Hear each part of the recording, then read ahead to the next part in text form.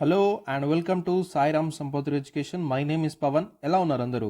So మనం important current అఫైర్స్ని deal చేసుకుంటూ వస్తున్నాం కదండి.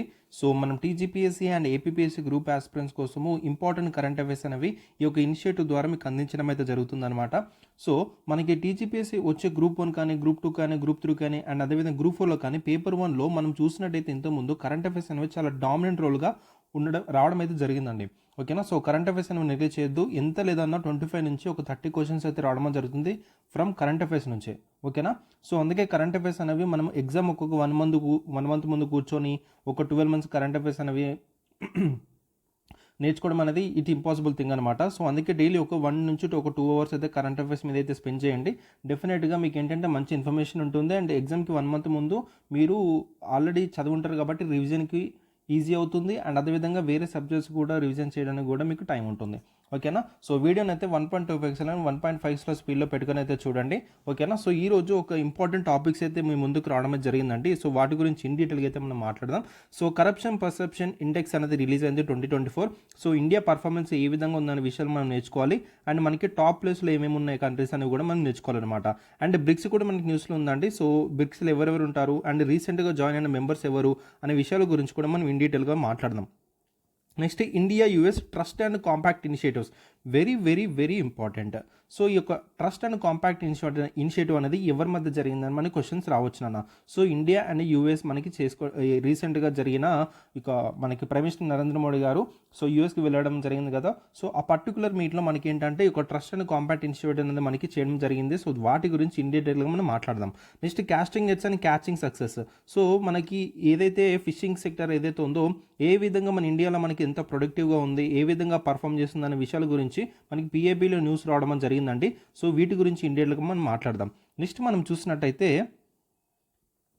India and Sri Lanka strengthen ties in critical minerals exploration and mining. మీరు ఒకవేళ గ్రూప్ 3 పేపర్ చూసినట్టయితే గ్రూప్ 3 పేపర్లో మనకి పేపర్ 1లో ఇండియా శ్రీలంక మధ్య జరిగిన అగ్రిమెంట్లో ఏమేమి మనకి అగ్రిమెంట్ అనేది చేసుకుందనే విషయాలు మనకి అడిగాడు అనమాట. సో ఒక్కసారి మీకు గుర్తొచ్చినట్టయితే సో ఈ పర్టికులర్ న్యూస్ అనేది ఎంత ఇంపార్టెంటో మీకు అర్థం కావాలి. ఓకేనా.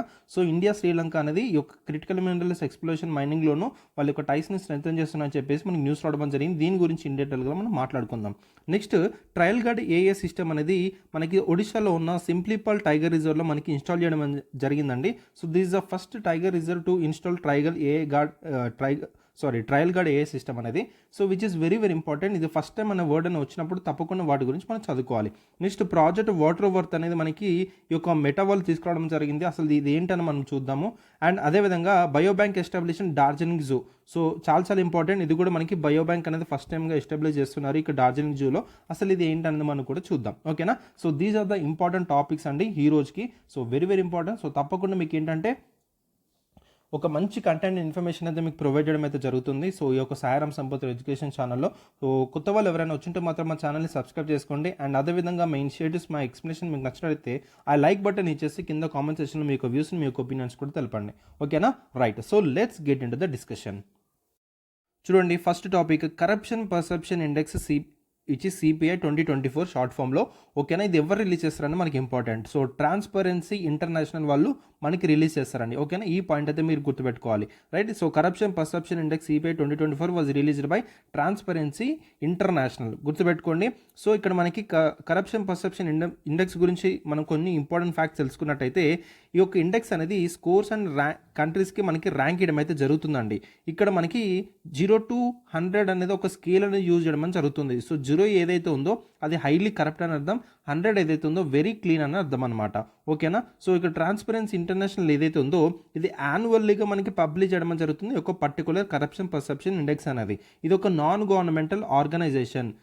ఓకేనా. సో గుర్తుపెట్టుకోండి సిన్స్ 1995 నుంచి ఈ యొక్క పర్టికులర్ కరప్షన్ పర్సెప్షన్ ఇండెక్స్ అనేది రిలీజ్ చేయడం జరుగుతుంది యాన్యువల్లీగా. Very very important. సో ఇక్కడ మీరు గుర్తుపెట్టుకోవాల్సిన పాయింట్స్ ఏంటి. సో ఎవరు రిలీజ్ చేస్తారనే పాయింట్ గుర్తుపెట్టుకోండి. అది ఏ స్కేల్లో మనకి మెజర్ చేస్తున్న పాయింట్స్ గుర్తుపెట్టుకోండి. అండ్ అదేవిధంగా కొన్ని 2 ఇయర్స్కి ఒకసారి, 3 ఇయర్స్కి ఒకసారి, 4 ఇయర్స్కి ఒకసారి అనేవి ఇండెక్స్ రిలీజ్ చేస్తుంది కాబట్టి సో ఈ విధంగా కూడా మనకు అడగడానికి ఛాన్స్ ఉంది కాబట్టి గుర్తుపెట్టుకోండి. కరప్షన్ పర్సెప్షన్ ఇండెక్స్ అనేది ట్రాన్స్పరెన్సీ ఇంటర్నేషనల్ వాళ్ళు 1995 నుంచి యాన్యువల్గా పబ్లిష్ చేయడం జరుగుతుందనే పాయింట్ మీరు గుర్తుపెట్టుకోవాలి ఒక పర్టికులర్ ఇన్ఫర్మేషన్ నుంచి, రైట్. సో మరి గ్లోబల్ కరప్షన్ ట్రెండ్స్ అని మనం చూసినట్టయితే టాప్ పర్ఫార్మర్గా మనకి డెన్మార్క్ ఉండడం జరిగిందండి. సో ఓకేనా, సో టాప్ 1 అంటే వీచ్ ఇక్కడ మనకి 90 అనే స్కోర్ రావడం జరిగింది డెన్మార్క్కి, అంటే క్లీన్గా ఉండడం జరిగిందనమాట. ఓకేనా, నెక్స్ట్ మనకి ఫిన్లాండ్ సెకండ్ ఉంది, సింగపూర్ థర్డ్ ఉంది. So these are the least corrupt nations అనమాట. ఓకేనా, సో టాప్ 3 చూడండి, Denmark, Finland and Singapore. So DFS అనే పాయింట్ అయితే గుర్తుపెట్టుకోండి, right. So corruption perception index కదా, so CDFS. So corruption perception ఇండెక్స్లో మనకి డెన్మార్క్, ఫిన్లాండ్, సింగపూర్ మనకి టాప్ 3గా మనకు ఉండడం జరిగింది, which is the least corrupt nations. Next worst పర్ఫార్మర్స్గా చూసినట్టయితే సౌత్ సూడాన్ అనేది మనకి వరస్ట్ పర్ఫార్మర్గా ఉంది. వి ర్యాంక్స్ లాస్ట్ అండి, విచ్ ఇస్ 180th పొజిషన్ ఉండడం జరిగింది, స్కోర్ 13 స్కోర్ ఉండడం జరిగింది అనమాట. ఓకేనా, సో ఎందుకు అక్కడ సిస్టమిక్ కరప్షన్ అని జరిగింది, చాలా గవర్నెన్స్ ఫెయిల్యూర్స్ జరగడం వల్ల సౌత్ సూడాన్ ఏదైతే ఉందో ర్యాంక్లో చాలా వెనుకబడి ఉండమని జరిగింది ఒక particular corruption perception index 2024లో.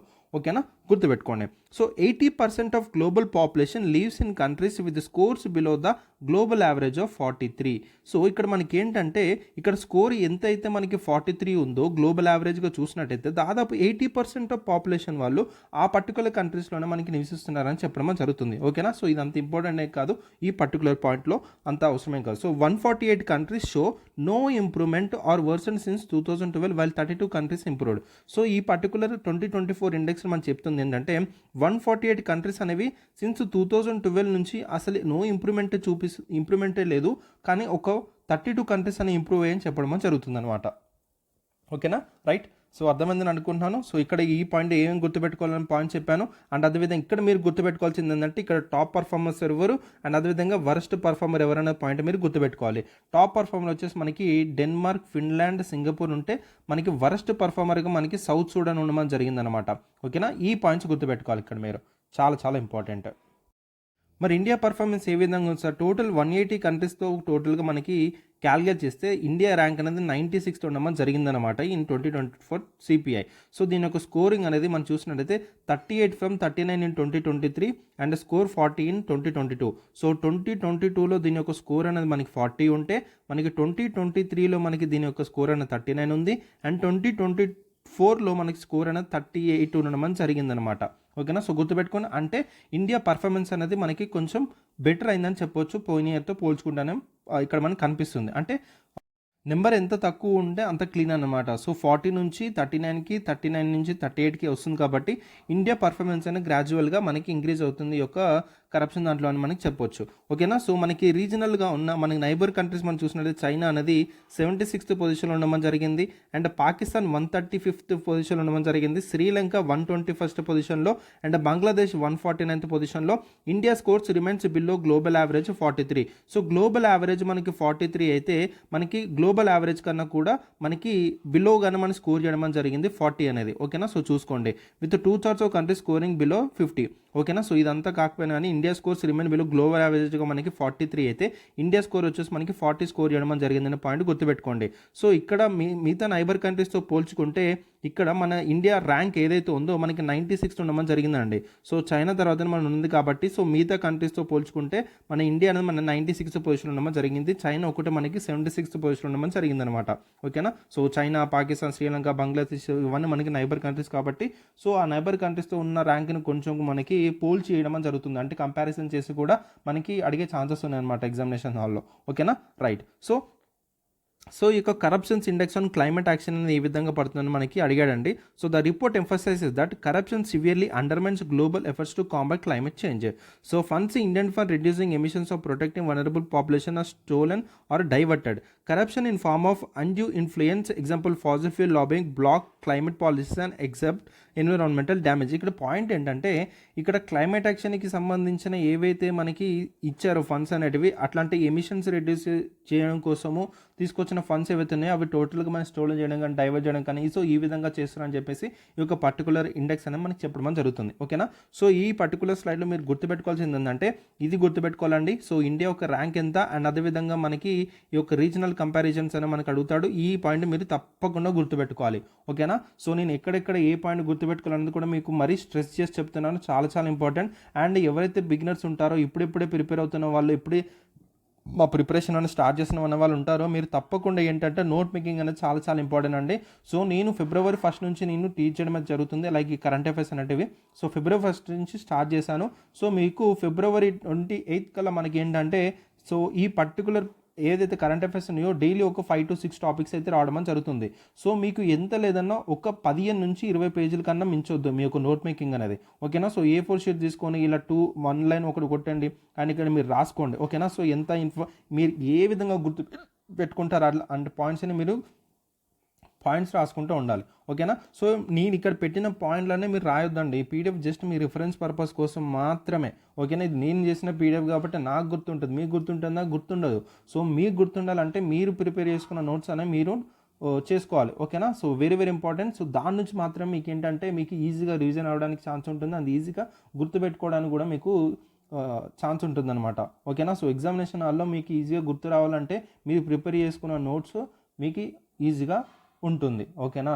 So అందుకే నేను మరీ స్ట్రెస్ చేసి చెప్తున్నాను. సో బిగినర్స్ ఎవరైతే ఉంటారో ఈ మిస్టేక్ చేయకండి, నోట్ మేకింగ్ చేసుకోకుండా సో సార్ క్లాస్ చెప్తున్నారు కదా, మేము వింటున్నాం కదా, మాకు గుర్తుంటుంది కదా అని అనుకోకండి. సో ఈ నోట్ మేకింగ్ అనేది చాలా చాలా important. I'm stressing from the first class it self, ఓకేనా. సో సో ఫస్ట్ స్లైడ్లో ఏం రాసుకోవాలి అండ్ సెకండ్ స్లైడ్లో ఏం రాసుకోవాలని కూడా చెప్పాను. సో ఇండియా పర్ఫార్మెన్స్ రాసుకోండి, రీజనల్ కంపారిజన్ రాసుకోండి ఇక్కడ, ఓకేనా. అండ్ ఇక్కడ ఈ పాయింట్ ఏదైతే ఉందో India scores remains below the global average of 43 అనే పాయింట్ గుర్తుపెట్టుకోండి, రాయండి, ఓకేనా. సో నోట్ మేకింగ్ అనేది కూడా ఏ విధంగా చేసుకోవాలో మీకు చెప్తున్నాను. సో ఒకవేళ ఈ యొక్క కరప్షన్ ఒక ఇంక్రీజ్ అయితే దాని యొక్క ఇంప్లికేషన్స్ అని ఏ విధంగా జరుగుతాయని చెప్పేసి మనకి ఇక్కడ పెట్టాడండి. సో ఇక్కడ మనకి ఇన్స్టిట్యూషన్లో ట్రస్ట్ అని ఎరోడ్ అవుతుంది అండ్ అదేవిధంగా అథారిటేరియంకి ఒక ఫ్యూల్ లాగా ఉంటుంది అండ్ డెమోక్రసీ అనేది వీకెండ్ అవుతుందని చెప్తున్నారు. అండ్ అదేవిధంగా బిలియన్స్ ఆఫ్ పీపుల్ ఎవరైతే కరప్షన్లు ఉంటారో వాళ్ళు హ్యూమన్ రైట్స్ అబ్యూజెస్కి ఫేస్ అవుతారు అండ్ ఎకనామిక్ ఇన్స్టెబిలిటీ ఉంటుంది. సో ఈ విధంగా ఇన్ఈక్వాలిటీస్ అనేవి కూడా ఇంక్రీజ్ అవుతాయి. సో ఈ విధంగా మనకి బ్రాడర్ ఇంప్లికేషన్స్ అయితే చెప్పడం జరిగింది. ఇలాంటి పాయింట్స్ ఏవైతే ఉన్నాయో మీకు మెయిన్స్కి ఉపయోగపడడం అయితే జరుగుతుంది నాన్న, ఓకేనా. సో మెయిన్స్కి ఉపయోగపడడం జరుగుతుంది. సో మెయిన్స్లో ఏంటంటే ఇలాంటి పాయింట్స్ అని మనం రాయాలి. ఇఫ్ ఇన్ కేస్ మనకి కరప్షన్ కనుక ఇంక్రీజ్ అవుతుంది దాని యొక్క ఇంప్లికేషన్స్ అనేవి ఏ విధంగా ఉంటాయి పాయింట్స్ అనేవి వచ్చినప్పుడు మీరు ఈ పాయింట్స్ అని మెన్షన్ చేయాలి, ఓకేనా. సో మా రికమెండేషన్స్ కూడా ఇచ్చిందండి ఈ పర్టికులర్ రిపోర్ట్లోనే. So government must enforce transparency in public procurement and climate funding. So public ప్రొక్యూర్మెంట్లోను క్లైమేట్ ఫండింగ్లోను ఈ యొక్క ట్రాన్స్పరెన్సీ అనేది గవర్నమెంట్ అనేది ఎన్ఫోర్స్ చేయాలి, అర్థమవుతుందా. సో గవర్నమెంట్ అనేది అకౌంటబుల్ ఉండాలి, ట్రాన్స్పరెంట్గా ఉండాలని చెప్పేసి ఒక పర్టికులర్ రిపోర్ట్ అనేది రికమెండ్ అయితే చేయడం జరుగుతుంది. And international bodies like UN and FATF ఏవైతే ఉన్నాయో must prioritise anti corruption efforts to address climate and governance crisis. So United nations కానీ FATF అని ఒకటి మనకు ఆర్గనైజేషన్ ఉంటుందండి. సో చాలా చాలా ఇంపార్టెంట్. సో దీని గురించి కూడా ఇన్ డీటెయిల్గా మనం మాట్లాడదాము సో న్యూస్లో వచ్చినప్పుడు. సో వీళ్ళు ఏంటంటే ఈ యొక్క యాంటీ కరప్షన్స్ ఏవైతే ఉన్నాయో అది ప్రియారిటైజ్గా పెట్టుకొని ఈ యొక్క గవర్నెన్స్ క్రైసిస్ నుంచి కూడా వీళ్ళు ఫోకస్ చేయాలని చెప్పేసి చెప్పడం జరుగుతుంది ఈ యొక్క రిపోర్ట్ అనేది. And activist and journalist plays a critical role in holding power accountable despite rising threats in authoritarian context. So activist ఎవరైతే ఉన్నారో జర్నలిస్ట్ ఎవరైతే ఉన్నారో వాళ్ళు కూడా ఒక క్రిటికల్ రోల్ అనేది ప్లే చేయాలి అకౌంటబుల్ ఉండడానికి కూడా అని చెప్పడం జరుగుతుంది, ఓకేనా. సో ఇలాంటి పాయింట్స్ అనేవి మనకి మెయిన్స్కి ఉపయోగపడుతుందండి. సో మనకి ప్రిలిమ్స్కి అంత ఉపయోగపడకపోయినా కానీ మెయిన్స్కి అయితే ఉపయోగపడడం అయితే జరుగుతుంది. సో ఇట్లాంటి ఇంప్లికేషన్స్ అనేవి జరుగుతున్నాయి. ఆ ఇంప్లికేషన్స్ ఆపడానికి ఏం చేయాలి మెజర్స్ అని అన్నప్పుడు ఇట్లాంటి రికమెండేషన్స్ అని మనం రాయాలన్నమాట, అర్థమవుతుందో. సో మెయిన్స్ రైటింగ్ అనేది ఈజ్ నథింగ్ బట్ మీ దగ్గర ఇన్ఫర్మేషన్ని ఆ పర్టికులర్ ఆన్సర్కి ఏ విధంగా సూటబుల్ అయ్యే విధంగా మనం రాయాలి, అర్థమవుతుందా. సో ఇప్పుడు ఫర్ ఎగ్జాంపుల్ మనకి కరప్షన్ అనే దాని మీద మనకి కరప్షన్ ఇండెక్స్ మీద మనకి వచ్చిందండి. సో కరప్షన్ ఇండెక్స్ మీద రీసెంట్గా వచ్చింది. ఇండియా పర్ఫార్మెన్స్ అనేది ఇయర్తో పోల్చుకుంటే పర్ఫార్మెన్స్ అనేది ఏ విధంగా ఉందని మనకి క్వశ్చన్స్ రావచ్చు.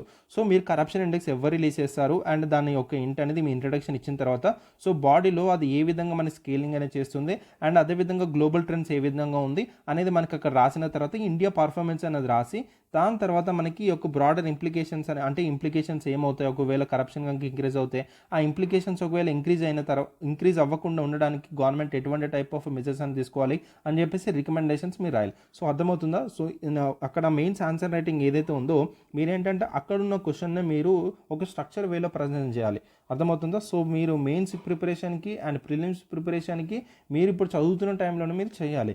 సో నేను ఓన్లీ ఇప్పుడు ప్రిలిమ్స్ మాత్రమే చేస్తా, నేను తర్వాత మెయిన్స్ ఎగ్జామ్కి ఒక 1 month ముందు చేస్తా అంటే కుదరదు నాన్న, రైట్. సో ఒకవేళ మనకి ఎగ్జామినేషన్ హాల్లో మనకి ఎగ్జామినర్ ఎవరైతే మనకి పేపర్ కండక్ట్ చేస్తున్నాడో ఒకవేళ ప్రిలిమ్స్ పర్స్పెక్టివ్లో అడగాలంటే ఎటువంటి టైప్ ఆఫ్ క్వశ్చన్స్ అడుగుతాడు అని మీకు తెలియాలంటే పీవైక్యూస్ చూడాలి. సో ప్రీవియస్ ఇయర్ క్వశ్చన్స్ అనేవి చూస్తే ప్రిలిమ్స్లో ఈ యొక్క పర్టికులర్ పాయింట్ మీద మనకు అడగడానికి స్కోప్ ఉంటుంది. మీరు మెయిన్స్ మీద మీరు ఎటువంటి టైప్ ఆఫ్ నాలెడ్జ్ అని గెయిన్ చేసుకోవాలన్నప్పుడు మీరు పీవైక్యూస్ చూసినట్టయితే ఆ పీవైక్యూసే మిమ్మల్ని ఈ యొక్క మెయిన్స్కి ఏ విధంగా నేను ప్రిపేర్ అవ్వచ్చు అనే పాయింట్స్ మీకు అనలైజ్ చేసుకోవచ్చు అనమాట ఒక పర్టికులర్ ఇన్ఫర్మేషన్ నుంచి, రైట్. సో నేను చాలా స్ట్రెస్ చేస్తున్నాను సో మీ ప్రిపరేషన్ ఈజీ అవ్వడానికి. సో బిగినర్స్కి ఇది అంత ఈజీగా మీకు ఈజబుల్గా అనిపించకపోవచ్చు, బట్ ఏంటంటే ఒక 1 month 2 months కూర్చొని ఏ ఇన్ఫర్మేషన్ ప్రిలిమ్స్కి ఇన్ఫర్మేషన్ మెయిన్స్కి కొంచెం అట్లా సెగ్రిగేట్ చేసుకొని మీరు నోట్ మేకింగ్ చేసుకుంటే చెప్తున్నాను కదండి, యు ఆర్ డన్ అండి. సో మంచి ఇన్ఫర్మేషన్ మీ దగ్గర ఉంటుంది, ఓకేనా. Next BRICS, very very important అండి. So Trump says that BRICS launches a common currency to de-dollarize the US will impose 100% tariffs to safeguard the dollar supremacy. So రీసెంట్గా bricks అయితే మనకి న్యూస్లో ఉంది. సో డాలర్ ఏదైతే ఉందో డాలరైజ్ చేయడానికి ఒక కామన్ కరెన్సీ లాంచ్ చేయడానికి ట్రంప్ మనకి రీసెంట్గా చెప్పాడని మనకి అయితే న్యూస్లో రావడం జరిగింది. సో మనకు అది కాకపోయినా కానీ సో ఇక్కడ మనం చూసినట్టయితే డీ-డాలరైజేషన్ ఎఫర్ట్స్ ఇవంతా మనకి అంత ఇంపార్టెంట్ కాకపోవచ్చు, బట్ ఏంటంటే బ్రిక్స్లో మనకి ఎవరెవరు ఉన్నారో అనేది మనకి చాలా చాలా ఇంపార్టెంట్. సో ఇక్కడ బ్రిక్స్ డీ-డాలరైజేషన్ ఎఫర్ట్స్ కనుక చూసినట్టు బ్రిక్స్లో ఎవరెవరు చూడండి, Brazil, Russia, India, China, South Africa, these are the members of the BRICS. So రీసెంట్గా కొంతమంది యాడ్ అయ్యారు, వాళ్ళని కూడా చూద్దాం. సో ఈ బ్రిక్స్లో మెంబర్స్ ఉన్న వాళ్ళు ఏం చేశారంటే దే యాక్టివ్గా ఈ యొక్క పర్టికులర్ $US మీద డిపెండెన్సీ తగ్గించాలని చెప్పేసి వాళ్ళు ఎఫర్ట్స్ చేయడం జరిగిందండి. సో 2023 బ్రిక్స్ సమిట్లో రష్యన్ ప్రెసిడెంట్ వ్లాదిమిర్ పుటిన్ ఎవరైతే ఉన్నారో ఒక నేషనల్ కరెన్సీ సెటిల్మెంట్కి అండ్ అదేవిధంగా ఎన్హాన్స్డ్ బ్యాంకింగ్ కార్పొరేషన్కి ఒక పిలుపునైతే ఇవ్వడం జరిగిందనమాట. So and in June 2024 BRICS foreign ministers అనే వాళ్ళు కూడా వీళ్ళు ఈ యొక్క లోకల్ కరెన్సీస్ వాటి మీద ఒక కమిట్మెంట్ అనేది తీసుకోవడం జరిగిందనమాట. సో ఇక ఫైనాన్షియల్ ట్రాన్సాక్షన్స్ అనేవి ఈ యొక్క లోకల్ కరెన్సీస్లో చేయాలని చెప్పేసి జూన్ 2024లో బ్రిక్స్ ఫారిన్ మినిస్టర్స్ టైంలో మనకి చెప్పడం జరిగింది. నెక్స్ట్ ట్రంప్ ఎవరైతే ఉన్నారో directly target these initiatives and demand a BRICS nation to abandon their plans for the common currency or face severe economic consequences. అంటే ఏ విధంగా అయితే వీళ్ళు డీ-డాలరైజ్ చేద్దాం అనుకుంటున్నారో మన ట్రంప్ ఏం చేశాడు, ఇలా మీరు చేయొద్దు, సివియర్ ఎకనామిక్ కాన్సిక్వెన్సెస్ మీరు ఫేస్ చేయాల్సి వస్తుంది, ఈ పర్టికులర్ ఇనిషియేటివ్స్ని మీరు తీసుకురావద్దని చెప్పేసి టార్గెట్ చేయడం అని జరిగిందనమాట, ఓకేనా. సో ఈ విధంగా మనకి న్యూస్లో ఉండమని జరిగింది, ఓకేనా. సో గుర్తుపెట్టుకోండి. సో ట్రంప్ వార్నింగ్ ఏ విధంగా ఇస్తున్నాడు, so US president Donald Trump declared BRICS dead and threatened 100% tariff on all imports from BRICS nation if they proceed with launching a common currency or undermining the US dollar dominance. ఒకవేళ మీరు bricks nations కనుక మీరు common dollar తోటి మీరు తీసుకొచ్చి US dollar ఏదైతే ఉందో ఇది డీ-డాలరైజ్ చేస్తే మీకు 100% టారిఫ్స్ అనేవి ఇంపోర్ట్స్లో మీకు చేయడం జరుగుతుందని చెప్పేసి అంటున్నారు, ఓకేనా. సో ఈ పాయింట్ అని మీరు గుర్తుపెట్టుకుంటే సరిపోతుంది, ఓకేనా, రైట్. సో ఏం చేస్తున్నారు, సో డీ-డాలరైజ్ ఎవరు చేద్దాం అనుకుంటున్నారు, బ్రిక్స్ నేషన్ చేద్దాం అనుకోవడం జరుగుతుందన్నమాట, ఓకేనా. సో బ్రిక్స్ నేషన్లు ఎవరెవరు ఉన్నారు, బ్రెజిల్ ఉంది, రష్యా ఉంది, ఇండియా ఉంది, చైనా ఉంది, సౌత్ ఆఫ్రికా ఉందన్నమాట. సో వీళ్ళందరూ ఒక కామన్ కరెన్సీకి తీసుకువెళ్ళడం అని చూస్తున్నారు. అంటే ఇన్ని రోజులు ట్రాన్సాక్షన్స్ అనేవి ఫైనాన్షియల్స్ ఏవైతే ఉన్నాయో అవన్నీ డాలర్లో చేసేవాళ్ళు, ఈ డాలర్ బదులు దీని ప్లేస్లో ఒక కామన్ కరెన్సీని మనం ఏర్పరచుకోవాలని చెప్పేసి వీళ్ళు మాట్లాడుకోవడం అయితే జరుగుతుంది. ఇది విన్న మన ట్రంప్ ఏం చేశాడు, ఇది ఇలా మీరు చెయ్యొద్దు, ఒకవేళ చేస్తే మాత్రం మీరు చాలా సివియర్ ఎకనామిక్ కాన్సిక్వెన్సెస్ అని మీరు చూస్తారని చెప్పేసి అనడం అయితే జరిగింది. మీకు ఇంపోర్ట్స్ ఏవైతే ఉన్నాయో 100% టారిఫ్ అనేది మీకు ఇస్తామని చెప్పేసి ఇలా థ్రెటన్ చేయడం అని జరిగిందనమాట. ఇది మనకి న్యూస్లో ఉంది, ఓకేనా. సో ఇప్పుడు బ్రిక్స్ గురించి ఇన్ డీటెయిల్గా మనం కొన్ని ఇంపార్టెంట్ విషయాలు అయితే మాట్లాడదాం. సో చూడండి, 2001లో బ్రిక్స్ అనేది ఆరిజినేట్ అవ్వడం జరిగింది. 2001లో ఒక బ్రిక్గా ఉండడం జరిగిందండి. దాని తర్వాత ఇది సౌత్ ఆఫ్రికా మనకి 2010లో జాయిన్ అయిన తర్వాత ఇది బ్రిక్స్ నేషన్గా పిలవడం జరిగిందనమాట. సో ఈ పర్టికులర్ టర్మ్ ఏదైతే ఉందో బ్రిక్ అనేది first coined by economist Jim O'Neill అనే పర్సన్ మనకి చేయడం జరిగింది, ఓకేనా. సో గుర్తుపెట్టుకోండి. సో అప్పుడు మనకి బ్రిక్ అంటే మనకి ఎవరెవరు ఉన్నారు, Brazil, Russia, India and China మనకు ఉండడం జరిగింది. సో జిమ్ ఓ'నెయిలీ అనే పర్సన్ మనకి ఎకనామిస్ట్ ఎవరైతే ఉన్నారో ఫర్ ద ఫస్ట్ టైం మనకి పర్టికులర్ బ్రిక్ అనే వర్డ్ని 2001లో మనకి కాయిన్ చేయడం జరిగింది. ఇది 2001లో ఆరిజినేట్ అవ్వడం జరిగింది. 2010లో మనకి సౌత్ ఆఫ్రికా అయితే ఎప్పుడైతే జాయిన్ అయిందో అప్పటి నుంచి పర్టికులర్ 5 నేషన్స్ అనే బ్రిక్స్గా పిలవడం అయితే జరిగిందనమాట. ఓకేనా. So BRICS grow to 10 full members including Indonesia, Egypt, Iran and 8 partner countries representing about 41% of the global GDP and half of the world population. Very very important. ఇక్కడ మీరు చూసినట్టయితే ఇక్కడ చూడండి. సో బ్రిక్స్ మెంబర్స్ ఎవరెవరు ఉన్నారు? So Brazil ఉంది, Russia ఉంది, India ఉంది, చైనా ఉంది, సౌత్ ఆఫ్రికా ఉంది. న్యూ మెంబర్స్ ఫ్రమ్ జాన్ 21 2024 చూసినట్టయితే Saudi Arabia, Egypt, United Arab that is UAE, United Arab Emirates, Iran, Ethiopia. Very very very important. ఓకేనా. So తప్పకుండా అడుగుతాడు దీని మీద క్వశ్చన్ అనేది. ఓకేనా. So the new members for BRICS మెంబర్స్లో మన న్యూ మెంబర్స్ చూసినట్టయితే ఇప్పుడు Saudi Arabia, Egypt, United Arab Emirates, Iran, Ethiopia. So వీళ్ళందరూ మనకి అరబ్ నేషన్స్ అని చెప్పొచ్చు కదా, సో మిడిల్ ఈస్ట్ నేషన్స్ అని చెప్పొచ్చు కదా. సో అక్కడ నుంచి రావడం అని జరిగింది. ఓకేనా. సో గుర్తుపెట్టుకోండి, చాలా చాలా ఇంపార్టెంట్. దీని మీద మనకి క్వశ్చన్స్ రావడానికి స్కోప్ ఉంది. ఓకేనా. సో చాలా చాలా ఇంపార్టెంట్. ఇప్పుడు మనకి టోటల్గా ఎంత మెంబర్స్ ఉన్నారు? సో వీళ్ళు 5 మెంబర్స్ అండ్ వీళ్ళు 5 మెంబర్స్, టోటల్గా 10 మెంబర్స్కి ఇంక్రీజ్ అవ్వడం అని జరిగింది బ్రిక్స్ నేషన్స్ అనేటివి. ఓకేనా. రైట్. సో ఈ టోటల్ 10 నేషన్స్ అని కలిపి మనం చూసినట్టయితే దాదాపు గ్లోబల్ జీడిపికి 41%ని రిప్రజెంట్ చేస్తుందని మనకి చెప్తుందన్న. So very very important. And world పాపులేషన్లో హాఫ్ ఆఫ్ ద పాపులేషన్ ఈ పర్టికులర్ 10 నేషన్స్ నుంచి ఉన్నాయని చెప్పడం జరుగుతుంది. ఓకేనా. సో ఈ విధంగా బ్రిక్స్ అనేది చాలా ఇంపార్టెంట్ రోల్గా ప్లే చేయడం జరిగింది. అండ్ ఇక్కడ మీకు న్యూస్లో ఒకవేళ మనకి పేపర్లో మనకి ఎటువంటి క్వశ్చన్ పడుతుందంటే రీసెంట్గా జాయిన్ అయిన మెంబర్స్ ఎవరు అని మనకు అడుగుతాడు. సో ఇక్కడ మనకి Saudi Arabia, Egypt, United Arab states, Iran, Ethiopia and మనకి శ్రీలంకనో లేకపోతే సింగపూర్ అనో లేకపోతే వేరే అదర్ కంట్రీస్, ఆఫ్ఘనిస్తాన్ అని ఇస్తాడు. సో ఈ విధంగా మనల్ని కన్ఫ్యూజ్ చేయడానికి ఇస్తాడు నాన్న. సో దయచేసి మీరు ఏంటంటే కన్ఫ్యూజ్ అవ్వకూడదు. ఆ 5 నేషన్స్ ఏంటనేది మీరు ఇప్పుడే గుర్తుపెట్టుకోవాలి. చాలా చాలా చాలా ఇంపార్టెంట్. ఓకేనా. సో ఈ పాయింట్ అనేది మీరు నోట్ మేకింగ్లో ఉండాలి మీకు. ఓకేనా. So very very important.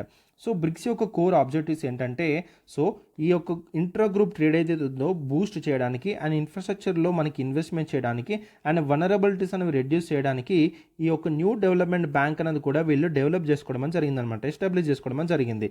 So the new development bank ఏదైతే ఉందో which was related to the which organization మనకు అంటాడు. It was related to the BRICS nation అండి. చాలా చాలా చాలా ఇంపార్టెంట్, తప్పకుండా మనకు అడుగుతాడు.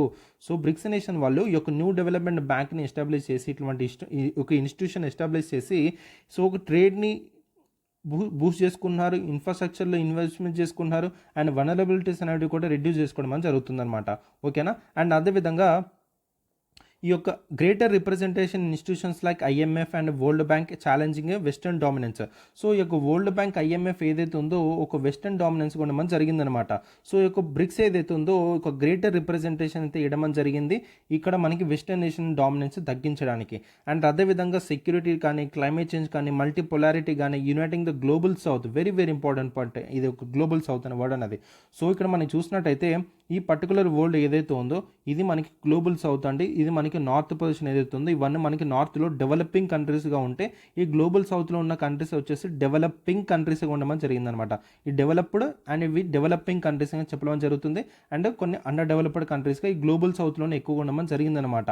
ఓకేనా. సో ఈ గ్లోబల్ సౌత్కి ఒక యునైటింగ్ అని మనకు ఉండమని జరిగిందనమాట ఒక బ్రిక్స్ నేషన్ అనేది. ఓకేనా. Very very important. And global సౌత్కి మన ఇండియా అనేది ఒక వాయిస్లో కూడా రిప్రజెంట్ చేయడం అని జరుగుతుందనే పాయింట్ మనకి న్యూస్లో కూడా వినడం అయితే జరుగుతుంది. ఓకేనా. So BRICS nations drive significant global trade and investment, the China accounting for 19% of the global GDP in 2024. Very very important.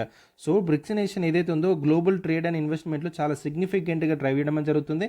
China accounting for 19% of the global GDP in 2024. So China అనేది దాదాపు 90% of ట్రేడ్ని మనకి represent చేయడం అయితే జరిగింది. ఓకేనా. So renewable ఎనర్జీలోను collaborate అవ్వడం కానీ, టెక్నాలజీలోను మనకి కొలాబరేట్ అయ్యి సో ఇండస్ట్రీస్ని రీషేప్ చేయడం అని జరుగుతుంది ఈ పర్టికులర్ బ్రిక్స్ నేషన్స్ అనేటివి. ఓకేనా. That NDP, that is national development bank and contingent reserve arrangement provide alternative to the western led institutions. So మనకి వెస్టర్న్ ఇన్స్టిట్యూషన్స్ ఏవైతే ఉన్నాయో ఐఎంఎఫ్ కానీ అండ్ అదేవిధంగా వరల్డ్ బ్యాంక్ ఏవైతే ఉన్నాయో ఏదన్నా మనకి మానిటరీ అవసరం ఉన్నప్పుడు, ఫైనాన్షియల్ అవసరం ఉన్నప్పుడు ఈ యొక్క వెస్టర్న్ నేషన్స్ నుంచి మన మనీ అనేది తీసుకోవడం అనేది జరుగుతుందన్నమాట. సో వీళ్ళు ఒక న్యూ డెవలప్మెంట్ అనేది అండ్ కంటింజెంట్ అరేంజ్మెంట్ అనేది కూడా ఒక ఆల్టర్నేటివ్గా ఉండడం అనేది జరిగింది ఒక ఫైనాన్షియల్ పర్పస్ కోసం, మానిటరీ యూజెస్ కోసము. ఓకేనా. సో ఈ విధంగా బ్రిక్స్ నేషన్ అనేది చాలా ఇంపార్టెంట్ రోల్ అయితే ఉండడం జరిగిందండి. So these are the core objectives. So అటు న్యూ డెవలప్మెంట్ బ్యాంక్ ఇంక్రీజ్ చేయడం జరిగింది, గ్రేటర్ రిప్రజెంటేషన్ ఇస్తుంది, అండ్ గ్లోబల్ సౌత్కి ఒక యునైటింగ్ ఉండడం జరిగింది, అండ్ ఇన్వెస్ట్మెంట్లను గ్లోబల్ ట్రేడ్ సిగ్నిఫికెంట్గా ఉండడం జరిగింది బ్రిక్స్ నేషన్స్ అనేటివి, అండ్ టెక్నాలజీలో రెన్యూబుల్ ఎనర్జీలోను కూడా ఒక మంచి కొలాబరేషన్ ఉండడం జరిగింది. అండ్ అదేవిధంగా national development and contingent reserve arrangement అనేది ఆల్టర్నేటివ్ మనకి ఫైనాన్షియల్ సెక్యూరిటీగా కూడా ఉండడం జరిగింది ఒక పర్టికులర్ బ్రిక్స్ నేషన్ సంబంధించిన కోర్ ఆబ్జెక్టివ్స్ అనేటివి ఇవన్నమాట. ఓకేనా. So which is very very very important. మీకు అర్థమైందని అనుకుంటున్నాను. సో నోట్ చేసుకుంటున్నాను అనుకున్నానా. సో జస్ట్ ఏంటంటే న్యూ డెవలప్మెంట్ బ్యాంక్ వెస్టర్న్ డామినెన్స్కి మనకి ఈ తగ్గించడానికి గ్రేటర్ రిప్రజెంటేషన్, అండ్ గ్లోబల్ సౌత్కి ఒక యునైటింగ్, అండ్ అదేవిధంగా చూసినట్టయితే రినవబుల్ ఎనర్జీ టెక్నాలజీకి collaborations, and NDB contingency reserve అరేంజ్మెంట్కి ఆల్టర్నేటివ్గా మనకి ప్రొవైడ్ చేయడం జరుగుతుంది టు వెస్టర్న్ లెడ్ ఇన్స్టిట్యూషన్స్ పోల్చుకో అన్నట్టు కొంచెం పాయింట్స్ మీకు గుర్తుంటట్టు అర్థమవుతుందా. సో మీకేంటంటే రివిజన్ చేయడానికి ఉపయోగపడుతుంది అనే పాయింట్స్ మీకు చెప్పడం జరిగింది. ఓకేనా. సో నెక్స్ట్ వెళ్దాం. నెక్స్ట్ టాపిక్ చూడండి, India US trust and compact initiatives. Very very important for your examination అండి. సో తప్పకుండా వీటి మీద క్వశ్చన్స్ అని దిగబోతేనే డ్యామ్ షూర్గా గుర్తుపెట్టుకోండి అండ్ మీరు నోట్ పింకింగ్ అయినా చేసుకోవాలి. ఇంతకుముందు ప్రీవియస్ క్లాస్లో కూడా కొన్ని ఇంపార్టెంట్ ఫ్యాక్ట్స్ అయితే చెప్పాను. సో ఇక్కడ ఇన్ డీటెయిల్గా మనం అయితే మాట్లాడదామండి. So India US trust initiative to strengthens critical minerals and the pharma supply chains while US India compact defence military technology and defence partnership. ఇక్కడ రెండు ఇనిషియేటివ్స్ గురించి మాట్లాడుతున్నారు. ఒకటి వచ్చేసి మనకి ట్రస్ట్ ఇనిషియేటివ్, ఒకటి వచ్చేసి మనకి compact initiative. So trust initiative వచ్చేసి మనకి దేని మీద ఫోకస్ చేస్తుంది, క్రిటికల్ మినరల్స్ మీద, ఫార్మసీ సప్లై చైన్స్ మీద ఫోకస్ చేస్తే, కాంపాక్ట్ ఇనిషియేటివ్ దేని మీద, మిలిటరీ టెక్నాలజీ మీద, డిఫెన్స్ పార్ట్నర్షిప్ మీద మనకి ఫోకస్ చేయడం అయితే జరుగుతుందన్నమాట. సో ఇక్కడ మీకు ట్రస్ట్ ఇనిషియేటివ్ గురించి మనం మాట్లాడుకుంటే దీని యొక్క ఫుల్ ఫామ్ చూడండి, transforming relationship utilizing strategy technology. Very very important. ఓకేనా. సో గుర్తుపెట్టుకోండి. సో గుర్తుపెట్టుకున్నానా. సో తప్పకుండా వీటి గురించి అడుగుతాడు. సో నాకు కామెంట్ సెషన్లో ఏం చేస్తారంటే, కామెంట్ సెషన్లో ఈ యొక్క పర్టికులర్ ఇనిషియేటివ్ అనేది మనకి బైడెన్ గవర్నమెంట్ ఉన్నప్పుడు ఒక వేరే పేరుతో మనకి పిలిచారు నాన్న, ఆ నేమ్ ఏంటనేది నాకు కామెంట్ సెషన్లో తెలపండి. ఓకేనా. సో బైడెన్ గవర్నమెంట్ ఉన్నప్పుడు ఈ యొక్క పర్టికులర్ ఇనిషియేటివ్ అనేది నేమ్ ఉండదు. ఆ నేమ్ చేంజ్ ఇప్పుడు ఈ బైడెన్ గవర్నమెంట్లో ఉన్న నేమ్ అనేది చేంజ్ చేస్తే ఈ పర్టికులర్ నేమ్ పెట్టి ఒక పర్టికులర్ ఇనిషియేటివ్ని ఇంకా ముందుకు సాగడం అయితే జరుగుతుంది అంతే. ఓకేనా. రైట్. సో ఎందుకు తీసుకొచ్చారు, it is a bilateral agreement launched by the India and the United states. So it AIIMS to deepen cooperation in critical minerals, advanced materials, pharmaceuticals, emerging technologies like AE, semiconductors and quantum computing. టోటల్గా ఇక్కడ మనకి critical minerals మీద, technology మీద, pharmaceuticals మీద, semiconductors మీద, ఏఏ మీద, so వీటి మీద ఒక పర్టికులర్ ట్రస్ట్ ఇనిషియేటివ్ అనేది తీసుకోవడం జరిగింది. ట్రస్ట్ యొక్క ఫుల్ ఫామ్ ఏంటండి, transforming relationship utilizing strategy technology. Very very important, గుర్తుపెట్టుకోవాలి. ఓకేనా. సో ఈ యొక్క initiative bills on India participation in US lead minerals security finance network and mineral security partnership but focus on bilateral engagement. So అంత important కాకపోవచ్చు, but ఏంటంటే initiative అనేది గుర్తుపెట్టుకోండి. So critical mineral supply chains. So strategic mineral recovery initiative to recover and process critical minerals from industries like aluminium, coal mining and oil and gas. This will reduce reliance on China which controls 70% of the global rare earth production. So చైనాలో మనకి చూసినట్టయితే rare earth metals ఏవైతే ఉన్నాయో దీని యొక్క ప్రొడక్షన్లో 70% of global production అనేది China నుంచి రావడం అని జరుగుతుందన్నమాట. సో ఈ యొక్క క్రిటికల్ మినరల్స్ అనేవి ఇలా మనకి చైనా మీద డిపెండ్ అవ్వకుండా సో ఇలా యూఎస్ఏ మీద కూడా డిపెండ్ అయ్యి వాళ్ళు ఈ యొక్క సప్లై చైన్ అనేది వాళ్ళు చేయడం జరుగుతుంది. ఓకేనా. సో గుర్తుపెట్టుకోండి. సో ఈ యొక్క కొలాబరేషన్ దీని మీద చేస్తున్నారంటే ఒక క్రిటికల్ మినరల్స్ సప్లై చైన్స్ని చేయడానికి రీసెర్చ్ చేయడం జరుగుతుంది, ఎక్స్ప్లోరేషన్ అండ్ అదేవిధంగా టెక్నాలజీని రీసైకిల్ చేసి కూడా ఈ యొక్క particular defence, semiconductor range, space technology ఈ యొక్క సప్లై చైన్స్ అని సెక్యూర్ చేయడానికి అయితే వీళ్ళు కొలాబరేట్ అవ్వడం జరుగుతుంది ఒక ట్రస్ట్ ఇనిషియేటివ్ ద్వారా. ఓకేనా. సో గుర్తుపెట్టుకోండి, ఇది టోటల్గా ఇన్ఫర్మేషన్ అంతా ట్రస్ట్ ఇనిషియేటివ్ గురించి. ఓకేనా. గుర్తుపెట్టుకోండి, వెరీ వెరీ ఇంపార్టెంట్. అర్థమవుతుందని అనుకుంటున్నాను మీకు చెప్పేటివి. నెక్స్ట్ మనకి ఫార్మాసిటికల్స్లో మనకి చూసినట్టయితే so initiative focus on active pharmaceutical ingredients and అదేవిధంగా లైఫ్ సేవింగ్ డ్రగ్స్ మీద and pharma products accounted for 29% of India 20 billion exports to the USA. So 2023లో యూఎస్ఏకి 20 బిలియన్ ఎక్స్పోర్ట్స్ అని చేయడం జరిగింది, which is 21.9% of pharma products accounted from India. So pharma products India నుంచి దాదాపు 21.9% అనేవి యూఎస్ఏకి ఎక్స్పోర్ట్ చేయడం జరిగింది. దీని యొక్క ఎక్స్పోర్ట్ ఎంత అంటే $20 బిలియన్ అని చెప్పడం జరుగుతుందన్నమాట. ఓకేనా. సో 2023లో చేశారు. నెక్స్ట్ మనకి టెక్నాలజీ ట్రాన్స్ఫర్ ఇన్నోవేషన్ కూడా చేయడం జరుగుతుంది. సో ఏ ఇన్ఫ్రాస్ట్రక్చర్ డెవలప్మెంట్లోను, సెమీ కండక్టర్లోను అండ్ డిఫెన్స్ టెక్నాలజీలోను, కో ప్రొడక్షన్లోను సో ఈ విధంగా చేయడం జరుగుతుందన్నమాట. సో ఇండస్ ఇన్నోవేషన్ అనేది కూడా లాంచ్ చేయడం జరిగింది, which is a platform for industry academic partnership in space energy and emerging technologies. So ఇక్కడ academic partnership space energy emerging టెక్నాలజీస్లోనూ ఈ యొక్క ఇండస్ ఇన్నోవేషన్ ప్లాట్ఫామ్ అనేది చేయడం జరిగింది. సో ఇండస్ ఇన్నోవేషన్ ప్రోగ్రామ్ అనేది రీసెంట్గా ఎవరి మధ్య జరిగిందని మనకు అడుగుతాడు. సో అటు ఇండియా అండ్ అదేవిధంగా యూఎస్ఏ మధ్య జరిగిందని మనకి ఆన్సర్ అనేది పెట్టాలి. Very very important. So and అదేవిధంగా మనకి రీసెంట్గా నేషనల్ ప్రోగ్రామ్ అనేది కూడా మనకి చాలా ఇంపార్టెంట్ రోల్గా మారింది. సో ఇక నేషనల్ క్రిటికల్ మినరల్స్ అని కూడా చేపట్టడం జరిగింది. 7 year గాను 34,300 crore రూపీస్ అనేవి ఈ యొక్క ప్రోగ్రామ్కి మనకి పెట్టడం జరిగింది. సో యూఎస్ఏ విల్ సపోర్ట్ ఈ యొక్క ఎన్సీసీఎం గోల్స్ ఏవైతే పెట్టుకున్నారో సపోర్ట్ చేస్తారని చెప్తున్నారు. అండ్ అదేవిధంగా ఇటు complements US $675 million critical minerals అనే materials programme and India's 2022 critical and emerging technology initiative. So US అనేది కూడా కాంప్లిమెంట్ చేయడం జరుగుతుంది. And India critical mineral mission చేస్తున్నారో దానికి యూఎస్ అనేది ఒక సపోర్ట్గా ఉంటుందని అయితే మనకి చెప్పడం జరుగుతుంది. ఓకేనా. సో ఈ పాయింట్ని గుర్తుపెట్టుకోవాలండి మీరు ఇక్కడ ఏంటంటే, సో రీసెంట్గా మనకి నేషనల్ క్రిటికల్ మినరల్స్ మిషన్ గాను 7 year గాను మనకి 34,300 crore అనేవి మనకి ఒక ప్రోగ్రామ్కి చేపట్టడం అయితే జరిగిందనమాట. ఓకేనా. Right. So strategic importance of critical మినరల్స్ని మనం ఏ విధంగా ఇంపార్టెన్స్ అని చూసినట్టయితే ఇది లైక్ లిథియం కానీ, రేర్ ఎర్త్ మెటల్స్ కానీ, కోబాల్ట్ కానీ, these are the vital elements in critical minerals అన్ని. సో దాదాపు చూసుకుంటే కొన్ని నెంబర్ ఆఫ్ ఎలిమెంట్స్ మనకు ఉన్నాయని క్రిటికల్ మినరల్స్లో. సో అందులో మనకి మెయిన్గా lithium, rare earth metals and cobalt చూసినట్టయితే they are the vital role అనమాట. ఓకేనా. సో ఇక్కడ మనకి మిసైల్స్లోను, ఫైటర్ జెట్స్లోను, రాడర్స్లోను చాలా హై పర్ఫార్మెన్స్ ఇవ్వడం జరుగుతుంది. అండ్ లిథియం అయన్ బ్యాటరీస్ అనేవి ఎలక్ట్రిక్ వెహికల్స్లో అండ్ ఎనర్జీ స్టోరేజ్లో చాలా ఉపయోగపడడం జరుగుతుంది. అండ్ గ్యాలియం ఇండియం ఏవైతే ఉన్నాయో మనకి సెమీకండక్టర్ చిప్స్లను అండ్ ఏ హార్డ్వేర్లను యూజ్ చేయడం జరుగుతుంది. So and the rare earth metals ఏవైతే ఉన్నాయో ఎంఆర్ఐ మిషన్స్లోను, మెడికల్ ఇమేజింగ్లోను మనకి యూజ్ అవ్వడం జరుగుతుంది. సో క్రిటికల్ మినరల్స్ అనేవి ఇంత స్ట్రాటజిక్ ఇంపార్టెన్స్ ఉంది కాబట్టి అందుకే దీని మీద గవర్నమెంట్స్ అనేవి సపరేట్ మిషన్స్ అని చేపట్టి క్రిటికల్ మినరల్స్ని ఇంపోర్ట్ల మీద అంటే వేరే కంట్రీ మీద డిపెండ్ అవ్వకుండా అంటే వేరే వాళ్ళతో కొలాబరేట్ అయ్యి అది తీసుకోవడం జరుగుతుందన్నమాట. సో సప్లై చైన్ డిస్టర్బ్ అవ్వకుండా. రైట్. సో చైనా అనేది డామినెన్స్ ఉండమని జరిగిందంటే ఇన్ దిస్ సెక్టర్లో to global supply chains making diversification critical for national security. So ఈ పర్టికులర్ మనకి చైనా చూసుకుంటే క్రిటికల్ మినరల్స్లో రేర్ ఎర్త్ మెటల్స్ అనేవి దాదాపు ప్రొడక్షన్లో మనకి నెంబర్ 1 ఉండమని జరిగిందండి. ఓకేనా. సో చైనా అనేది సో అందుకే ఇది మనకి క్రిటికల్గా మారడం జరిగింది, నేషనల్ సెక్యూరిటీ అని కూడా చెప్పడం జరుగుతుంది. ఓకేనా. సో గుర్తుపెట్టుకోండి. సో ఈ యొక్క ట్రస్ట్ ఇనిషియేటివ్ ద్వారా మనకి ఇటువంటి ప్రోగ్రామ్స్ అని చేయడం జరుగుతుంది. సో అటు ఫార్మాసిటికల్ గాను అండ్ అదేవిధంగా టెక్నాలజీ గాను అండ్ అదేవిధంగా క్రిటికల్ మినరల్స్ కూడా గాను. ఓకేనా. సో ఈ క్రిటికల్ మినరల్స్ ద్వారా మనకు వచ్చే ఇంపార్టెన్స్ ఏంటంటే మనం ఇక్కడ మాట్లాడడం జరిగింది. ఫార్మాసిటికల్ గురించి ఇంతకుముందు మనం మాట్లాడమన్నమాట. ఓకేనా. రైట్. సో దీనివల్ల ఏంటి ట్రస్ట్ ఇనిషియేటివ్ ద్వారా సో డిపెండెన్స్ అనేది తగ్గుతుంది చైనా నుంచి. ఏదైతే మనం మైనింగ్ ఈ యొక్క క్రిటికల్ మినరల్స్ మీద చైనా మీద డిపెండ్ అవ్వకుండా వాళ్ళు రెడ్యూస్ అవ్వడం జరుగుతుందన్నమాట. అండ్ ఇండియాస్ మ్యానుఫ్యాక్చరింగ్ కెపాసిటీ అయితే బూస్ట్ అవుతుంది. అండ్ అదేవిధంగా హైటెక్ సెక్టర్స్ కానీ అక్కడ మనకి జాబ్స్ క్రియేట్ అవుతాయి, ఎక్స్పోర్ట్స్ అనేవి కూడా అవుతాయని కూడా చెప్పడం జరుగుతుంది. సో ఇండియాస్ రోల్ ఎమర్జింగ్ టెక్నాలజీస్లో ఒక స్ట్రెంగ్గా మారుతుంది. ఒక ఏఐ అండ్ క్వాంటమ్ కంప్యూటర్లో మనం చెప్పడం జరుగుతుంది ఈ యూఎస్ కొలాబరేట్ అవ్వడం వల్ల. అండ్ ఇండియా పొజిషన్ ఏదైతే ఉందో ఈ యొక్క మినరల్ సెక్యూరిటీ పార్ట్నర్షిప్లో ఒక కీ ప్లేయర్గా మారుతుంది. 14-member group led by the US. ఈ యొక్క మినరల్ సెక్యూరిటీ పార్ట్నర్షిప్ ఏదైతే ఉందో which is a 14-member group led by the US అనమాట. సో ఇక్కడ ఇండియా పొజిషన్ అనేది ఒక కీ ప్లేయర్గా మారుతుందని కూడా చెప్పడం జరుగుతుంది ఈ యొక్క ట్రస్ట్ ఇనిషియేటివ్ ద్వారానే మనకి న్యూస్లో ఉందన్నమాట.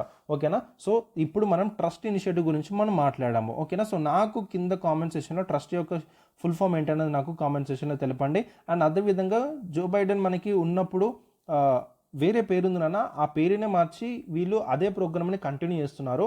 సో నాకు ఆ పర్టికులర్ నేమ్ అనేది కూడా కింద కామెంట్ సెక్షన్లో తెలపండి. ఓకేనా. రైట్. ఇప్పుడు కాంపాక్ట్ ఇనిషియేటివ్ గురించి నేర్చుకోవాలి కదా. సో ఇప్పుడు మనం ట్రస్ట్ ఇనిషియేటివ్ గురించి నేర్చుకున్నాం. ఇప్పుడు యూఎస్ ఇండియా కాంపాక్ట్ ఇనిషియేటివ్ గురించి మనం మాట్లాడదామండి. సో ఇది ఏంటంటే ఇక్కడ మిలిటరీ పార్ట్నర్షిప్ అనేది జరుగుతుందన్నమాట. ఓకేనా. సో ఫుల్ ఫామ్ ఇక్కడ మనం చూడండి. So US India compact initiative standing for catalysing opportunities for military partnership. So ఇక్కడ మనకి చూసినట్టయితే ఒక 10-year స్ట్రాటజిక్ ఫ్రేమ్వర్క్ని ఒక డిఫెన్స్ టైమ్స్ని ఇంకా డీపెన్ చేయడానికి అండ్ టెక్నాలజీ ట్రాన్స్ఫర్ పర్పస్ కోసము అండ్ ఎకనామిక్ కొలాబరేషన్ పర్పస్ కోసం ఈ యొక్క ఇండియా యుఎస్ కాంపాక్ట్ ఇనిషియేటివ్ అయితే తీసుకురావడం జరిగిందనమాట. ఓకేనా. సో ఇక్కడ మెయిన్గా చూసినట్టయితే డిఫెన్స్ టెక్నాలజీ ఏదైతే ఉందో ఇంకా ఎన్హాన్స్ చేయడానికి కొలాబరేట్ అవుతున్నారని చెప్తున్నారు. So reduce export barriers, the US and India will revisit export controls and international tariffs in arms and regulation to is technology transfer. So ఇక్కడ మనకి international traffic in arms regulation ఏదైతే ఉందో అది వీళ్ళు revisit చేస్తారు. అంటే దాన్ని ఇంట్లో ఇంకేమన్నా మనం ఈజీగా చేయవచ్చా అనే విషయాలు చూసి వాళ్ళు టెక్నాలజీ ట్రాన్స్ఫర్ ఇంకా ఈజీగా చేసే విధంగా వాళ్ళు చూడడం అయితే జరుగుతుందన్నమాట. So it enables smoother exchange of advanced military technologies including missile defence, space systems, so under see warfare capabilities. So ఈ విధంగా వాళ్ళు చేయడం జరుగుతుందన్నమాట. సో మెయిన్గా ఇక్కడ ఇండియా యుఎస్ కాంపాక్ట్ ఇనిషియేటివ్ ఏదైతే ఉందో మెయిన్గా డిఫెన్స్ టెక్నాలజీ ఏదైతే వాళ్ళు ఫోకస్ చేయడం అయితే జరుగుతుంది. ఓకేనా, రైట్. సో మనకి రీసెర్చ్ అండ్ డెవలప్మెంట్ మీద కూడా వీళ్ళు జాయింట్గా మనకి ఈ ఆర్టిఫిషియల్ ఇంటెలిజెన్స్ సెక్టర్ మీద, semi conductor, quantum computing, biotechnology, so ఇటువంటి వాటి మీద మిలిటరీ క్యాపబిలిటీస్కి అదే విధంగా వాళ్ళు మోడర్నైజ్ చేసే విధంగా వాళ్ళు ఒక రీసెర్చ్ అండ్ డెవలప్మెంట్ జాయింట్గా కూడా చేయడం జరుగుతుందన్నమాట. And accelerate co production and procurement, so reciprocal defence procurement agreement అనేది కూడా చేశారు. సో ఈ యొక్క నెగోషియేషన్స్ 2025లో స్టార్ట్ అని చెప్తున్నారు. It allows the seamless purchase and co production defence goods including air craft, missiles, unmanned system. This will reduce bureaucratic hurdles in the promote efficiency in the defence trade. టోటల్గా డిఫెన్స్కి సంబంధించింది అనమాట ఈ యొక్క compact initiative అనేది point అయితే మీరు గుర్తుపెట్టుకోండి. ఓకేనా. So India will acquire Javelin and anti tank missiles అనేవి ఇండియా అనేది తీసుకోవడం జరుగుతుంది. అండ్ స్ట్రైకర్ ఆర్మర్డ్ వెహికల్స్ అనేవి and 6 additional P-81 Poseidon aircraft maritime reconnaissance అనేవి ఇట్లాంటి మ్యారిటైమ్కి సంబంధించిన వెహికల్స్ అనేవి కూడా తీసుకోవడం జరుగుతుంది. And US will also review supplying F-35 fighter jets to India. So ఇండియాకి F-35 ఫైటర్ జెట్ అని కూడా రివ్యూ చేయడం జరుగుతుంది సప్లై చేయడానికి. A move that could significantly upgrade India air defence. Very very important అండి. సో ఇది మనకి అడగడానికి ఛాన్స్ ఉండొచ్చు. F-35 ఏదైతే ఉందో మనకి రీసెంట్గా F-35 ఏదైతే ఉందో ఫైటర్ జెట్ అనేది ఇండియా అనేది కొనుగోలు చేయడం జరిగింది. అది ఏ కంట్రీ నుంచి మనకు అడుగుతాడు అనమాట. సో మెయిన్గా మనకి డిఫెన్స్ పర్పస్లో మనకి ఎక్కువ మనకి రష్యా అనే పేరు గుర్తొస్తుంటుంది. యూఎస్ అంత రాదనమాట. సో పొరపాటు మనం ఆప్షన్ తీసుకెళ్ళి రష్యా మీద పెట్టేసి అదే కరెక్ట్ అనుకుంటాం. బట్ ఇక్కడ F-35 ఫైటర్ జెట్ ఏదైతే ఉందో ఇండియా మనకి ఎక్కడి నుంచి మనకు కొనుగోలు చేసింది అంటే యూఎస్ నుంచి అయితే చేయడం జరిగింది అండర్ కాంపాక్ట్ ఇనిషియేటివ్ అయితే గుర్తుపెట్టుకోండి. ఓకేనా. సో ఈ కాంపాక్ట్ ఇనిషియేటివ్ ఏదైతే ఉందో టోటల్గా మనకి డిఫెన్స్ మీద మనకి దృష్టి పెట్టడం అయితే జరిగిందన్న పాయింట్ మీరు గుర్తుపెట్టుకోవాలి. Very very very important. So ఇక్కడ స్ట్రాటజిక్ పార్ట్నర్షిప్స్ అనేవి స్ట్రెంథన్ అవుతాయి ఒక కాంపాక్ట్ ఇనిషియేటివ్ ద్వారా చెప్తున్నారు. సో ఇంటెలిజెన్స్ అని షేర్ చేయడం కానీ అండ్ ఇక్కడ మనకి ఒక ఇండస్ట్రీ ఎలియన్స్ అనేది కూడా చేయడం జరుగుతుంది. Which is autonomous systems industry alliance Asia అనేది కూడా వీళ్ళు కో డెవలపింగ్ చేస్తున్నారని చెప్తున్నారు. అండ్ అదేవిధంగా the partnership complements multilateral frameworks like Quad, I2U2, reinforcing regional security in the Indo Pacific. So Indo పెసిఫిక్లో మనకి రిసోర్సెస్ని మనకి ఇంకా ఎకనామిక్ యాక్టివిటీ ఏదైతే ఉందో ఇంకా వాటిని ఈ ఒక పార్ట్నర్షిప్గా చేయడం జరుగుతుంది. అండ్ అదేవిధంగా క్వాడ్ అనేది మనకి చాలా చాలా ఇంపార్టెంట్. I2U2లో మనకి చాలా ఇంపార్టెంట్. సో నాకు కామెంట్ సెషన్లో I2U2లో ఎవరెవరు మెంబర్స్ ఉన్నారు అండ్ క్వాడ్లో మనకి మెంబర్స్ ఎవరు ఉన్నారు అనేది నాకు కామెంట్ సెషన్లో తెలపండి, నేను చూస్తాను. ఓకేనా. సో కామెంట్ సెషన్లో నాకు క్వాడ్ మెంబర్స్ ఎవరెవరు ఉన్నారు, I2U2లో మెంబర్స్ ఎవరు ఉన్నారు నాకు కామెంట్ సెషన్లో తెలపండి. ఓకేనా. సో ఈ యొక్క కాంపాక్ట్ ఇనిషియేటివ్ ద్వారా మనకి ఏంటంటే ఎకనామిక్ అండ్ ఇండస్ట్రియల్ బెనిఫిట్స్ అని కూడా జరగబోతుందని చెప్తున్నారు. సో ఇండియా అండ్ యూఎస్ఏ మనకి చూసినట్టయితే బైలాటరల్ ట్రేడ్ ఏదైతే ఉందో $500 మిలియన్ చేరుతుంది బై 2030 కలని చెప్తున్నారు అనమాట. అండ్ అదేవిధంగా India investment in USA such as Hindolan and aluminum facilities and JSW steel operator supports 3,000 US jobs. So ఈ విధంగా ఇండియా ఇన్వెస్ట్మెంట్ పెట్టడం వల్ల మనకి చూసుకుంటే అక్కడ 3,000 జాబ్స్ అని కూడా కలవడం జరుగుతుంది. అండ్ ఇండియా యూఎస్ మధ్య మనకి ఒక బైలేటరల్ ట్రేడ్ అనేది $500 బిలియన్ కూడా 2030కి చేరుతుందని కూడా చెప్పడం జరుగుతుంది అనమాట. ఓకేనా. So trust initiative and compact initiative very very very important. అర్థమైందని అనుకుంటున్నాను. సో అక్కడ ట్రస్ట్ మనకి critical minerals and technology and అదేవిధంగా మనకి ఫార్మాసిటికల్స్ ఈ వాటి మీద ఫోకస్ చేస్తే కాంపాక్ట్ ఇనిషియేటివ్ వచ్చేసి మనకి టోటల్గా డిఫెన్స్ మీద మనకి ఫోకస్ చేయడం జరిగిందనమాట. ఓకేనా. సో ఈ డిఫరెన్స్ అని మీరు గుర్తుపెట్టుకోవాలి, చాలా చాలా important.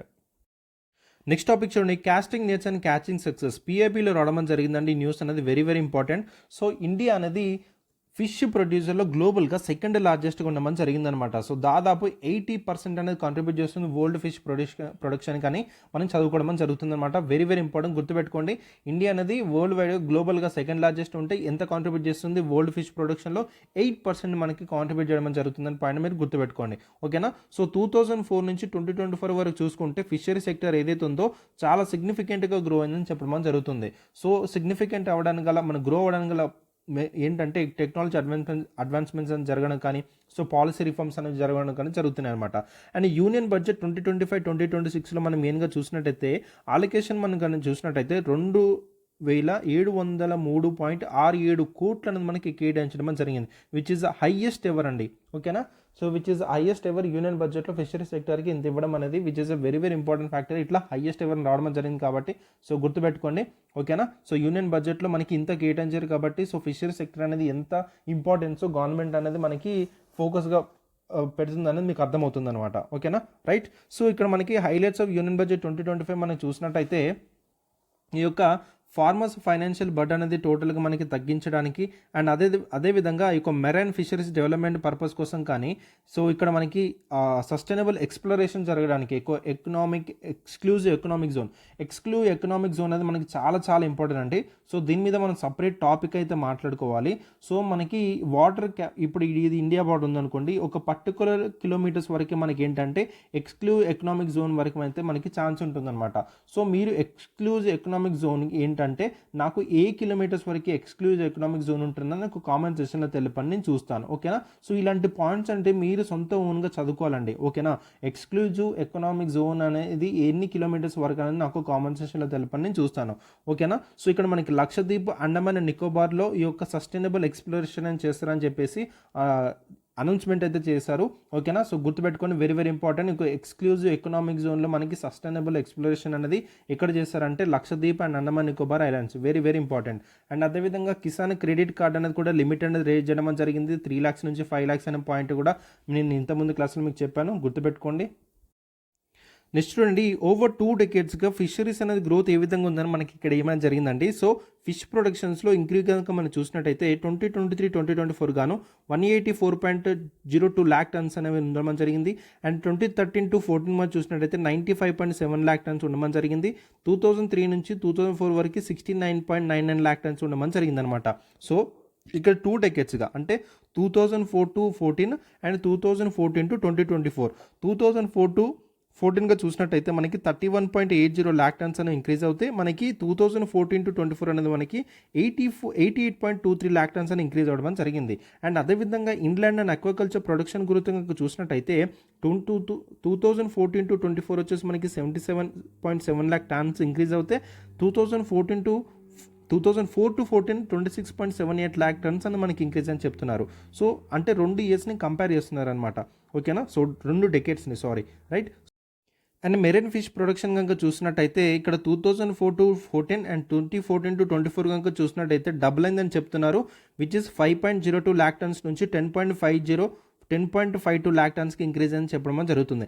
And sea food exports కనుక మనకి చూసినట్టయితే మనకి ఈ యొక్క MPEDA డేటా అనేది 2023-2024 మనకి చెప్తుందండి.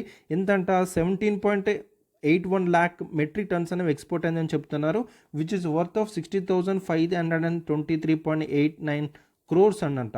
వెరీ వెరీ ఇంపార్టెంట్, గుర్తుపెట్టుకోండి. Which is a significant jump from 609.95 crores in 2003-2004.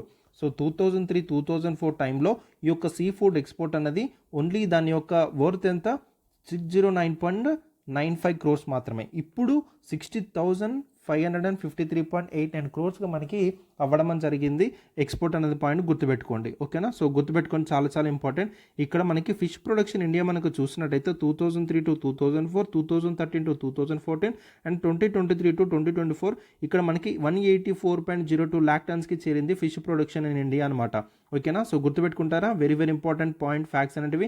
So ఇక్కడ మనకి వరల్డ్ ప్రొడక్షన్ ఇండియా ఏ ప్లేస్లో ఉంది అండ్ ఎంత కంట్రిబ్యూట్ చేస్తుంది అనే విషయాలు చెప్పాను కదా ఇంతకుముందు స్లైడ్లో, అవన్నీ మీరు నోట్ చేసుకోవాలన్నమాట. ఓకేనా, రైట్. సో పాలసీ ఇనిషియేటివ్స్ కనుక మనకి చూసినట్టయితే 2015-16 టైంలో మనకి బ్లూ రెవల్యూషన్ అయితే తీసుకురావడం జరిగిందండి, which is the first step towards fisheries ప్రొడక్షన్ని ఎన్హాన్స్ చేయడానికి. దీనికి గాను 5 years గాను 3,000 crore rupees అయితే మనకి ఈ యొక్క అక్వాకల్చర్ మోడర్నైజేషన్ చేయడం కోసం తీసుకోవడం అయితే జరిగిందనమాట. నెక్స్ట్ మనకి ప్రధానమంత్రి Matsya Sampada Yojana, which is very very important for your upcoming examination. దీని మీద మనం క్వశ్చన్స్ రావడానికి అయితే స్కోప్ ఉంది. సో దాదాపు 20,050 crores ఆఫ్ ఇన్వెస్ట్మెంట్ అయితే పెట్టడం జరిగింది ఫర్ ద ఫిషరీస్ డెవలప్మెంట్. ఇక్కడ ఇన్లాండ్ ఫిషరీస్ అండ్ అక్వాకల్చర్ మీద టార్గెట్ అయితే చేయడం జరిగింది. ఇక్కడ మనకి ఫిషరీస్ ఎవరైతే ఉంటారో వాళ్ళకి సోషియో ఎకనామిక్ వెల్ఫేర్ ఉండడం జరిగింది ఒక ప్రధానమంత్రి మత్స్య సంపద యోజన అన్నది. అండ్ అదేవిధంగా ఈ యొక్క ప్రధానమంత్రి మత్స్య సంపద యోజన కింద ఒక కీ ఇనిషియేటివ్ కొంచెం చూసినట్టయితే ఈ యొక్క పర్టికులర్ ఇనిషియేటివ్ కింద ఈ యొక్క పర్టికులర్ స్కీమ్లోనే అందులో కీ ఇనిషియేటివ్స్ ఏంటంటే ఫిష్ ఫార్మర్ ప్రొడ్యూసర్ ఆర్గనైజేషన్ అనేది మనకి స్టార్ట్ చేయడం జరిగింది. దాదాపు 2195 FFPOs అనేవి అప్రూవ్ చేయడం జరిగింది at 544.85 crores to empower fisheries. So మీరు ఇంత అంటే ఈ యొక్క పర్టికులర్ నెంబర్స్ అని గుర్తుపెట్టుకోవాలా సార్ అంటే అంత ఇంపార్టెంట్ అవసరం లేదు. బట్ ప్రధానమంత్రి మత్స్య సంపద యోజన ఏదైతే ఉందో మనకి ఫిషరీస్ సంబంధించింది అండ్ ఈ పర్టికులర్ ఇనిషియేటివ్ కానీ మనకి ఎంత ఇన్వెస్ట్మెంట్ చేస్తారని పాయింట్ గుర్తుపెట్టుకోండి. అండ్ దీంట్లో కీ ఇనిషియేటివ్గా మనకి ఏం తీసుకొచ్చారంటే ఫిష్ ఫార్మర్ ప్రొడ్యూసర్ ఆర్గనైజేషన్ అని తీసుకొచ్చారని పాయింట్ అయితే మీరు గుర్తుపెట్టుకుంటే సరిపోతుంది అనమాట. అండ్ ఫిషరీస్ కూడా ఈ యొక్క కేసీసీ అనేది ఎక్స్టెండ్ చేయడం జరిగింది. కేసీసీ కానీ కిసాన్ క్రెడిట్ కార్డ్స్ అండి, ఓకేనా. సో కిసాన్ క్రెడిట్ కార్డ్స్ అని కూడా ఫిషరీస్కి ఎక్స్టెండ్ చేశారు. ఈ పాయింట్ చాలా ఇంపార్టెంట్, గుర్తుపెట్టుకోండి. ఇక్కడ ఏంటంటే ఓన్లీ అగ్రికల్చర్కి మాత్రమే కిసాన్ క్రెడిట్ కార్డ్ అని వర్తిస్తుందని చెప్తారు. ఓన్లీ అగ్రికల్చర్కి కాదండి, అలర్ట్ సెక్టర్స్ కూడా మనకి వర్తించడం జరుగుతుంది. ఇక్కడ మన ఫిషరీస్ కూడా ఎక్స్టెండ్ చేయడం అయితే జరిగింది కిసాన్ క్రెడిట్ కార్డ్స్ అనేటివి, ఓకేనా. Next fisheries and aquaculture infrastructure development fund అనేది కూడా స్టార్ట్ చేయడం జరిగింది. ఇందులో మనకి 7,552.48 crore ఫండ్ అనేది మనకి చేయడం జరిగింది. ఇందులో మనకి 136 ప్రాజెక్ట్స్ అనేవి కూడా సపోర్ట్ చేయడం జరిగింది across the states and union territories, ఓకేనా. సో ఇది మనకి గవర్నమెంట్ కొన్ని ఇనిషియేటివ్ ద్వారా మనకైతే ఈ విధంగా చేయడం వల్ల, ఇటువంటి ఇనిషియేటివ్ తీసుకురావడం వల్ల ఇండియాలో ఈ ఫిష్ ప్రొడక్షన్ అనేది ఇంక్రీజ్ అయిందని చెప్పడం మనకి బాగుంటుంది. నెక్స్ట్ ప్రధానమంత్రి మత్స్య కిసాన్ సమృద్ధి సహయోజన, ఇది 2024 నుంచి 2027 కానీ తీసుకొచ్చారు. ఇందులో మనకి ఏంటంటే 6,000 crore రూపీస్ అని మనకి అవుట్లే పెట్టడం జరిగింది, ఓకేనా. గుర్తుపెట్టుకోండి, ప్రధానమంత్రి మత్స్య కిసాన్ సమృద్ధి సహయోజన, రైట్. సో ఇందులో మనకి చూసినట్టయితే ఇంటిగ్రేటెడ్ ఆక్వా పార్క్స్ అని కూడా తీసుకొచ్చారు. సో 11 ఆక్వా పార్క్స్ అని శాంక్షన్ చేశారు 682.6 crores గాను. సో ఆక్వాకల్చర్ డెవలప్ చేయడానికి అండ్ ఆర్టిఫిషియల్ రీఫ్స్ డిప్లాయ్మెంట్ అని కూడా చేశారు. దాదాపు 937 ఆర్టిఫిషియల్ రీఫ్స్ అని మనకి ఇన్స్టాల్ చేశారు at 291.37 crores గాను. సో అండ్ అదేవిధంగా న్యూక్లియస్ బ్రీడింగ్ సెంటర్స్ అనేవి కూడా మనకి తీసుకురావడం జరిగింది.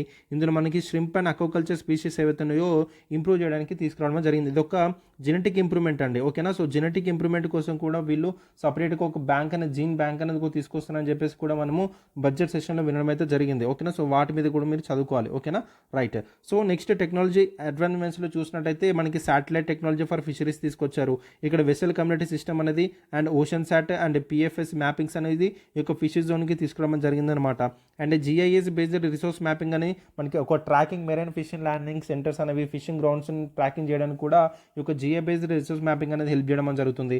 And ICIR central institute for fisheries education ఏదైతే ఉందో ఇది ఒక లీడింగ్ ఇన్స్టిట్యూట్ అనమాట. దాదాపు 4,000 ఫిషరీస్ అనే వాళ్ళు ప్రొఫెషనల్గా ఇక్కడ ట్రైనింగ్ అనేది చేసుకోవడం జరుగుతుంది ఒక పర్టికులర్ ఇన్స్టిట్యూట్లో. సో ఈ విధంగా గవర్నమెంట్ అనేది వాళ్ళకి ఇంత ఇదిగా సపోర్ట్ చేయడం జరుగుతుంది స్కీమ్స్ వల్ల, ఇనిషియేటివ్స్ ద్వారా, టెక్నాలజీ అడ్వాన్స్మెంట్లోను, ఓకేనా, రైట్.